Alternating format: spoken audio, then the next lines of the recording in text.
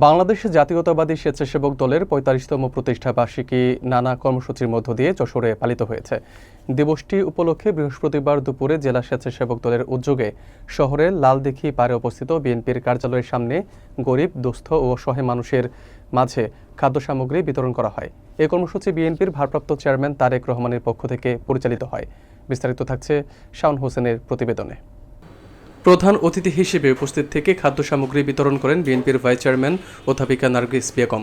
এ সময় আরও উপস্থিত ছিলেন জেলা বিএনপির সাধারণ সম্পাদক দেলাওয়ার হোসেন খোকন, জেলা স্বেচ্ছাসেবক দলের সদস্য সচিব রাজিদুর রহমান সাগর এবং আহ্বায়ক আমির ফয়সাল সহ সংগঠনের নেতৃবৃন্দ।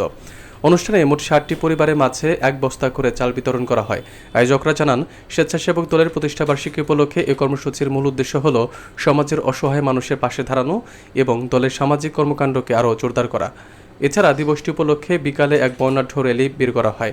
আগামীকাল সদর উপজেলার ১৫টি ইউনিয়নে বৃক্ষরোপণ কর্মসূচি ও শহরের গুরুত্বপূর্ণ পয়েন্টে ডাস্টবিন স্থাপন করা হবে বলে আয়োজকরা জানিয়েছেন।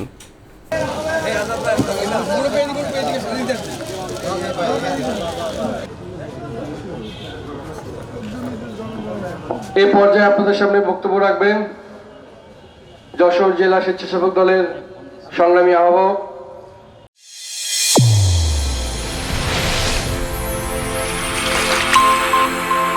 চ্যানেল A1 হৃদয়ের স্পন্দন।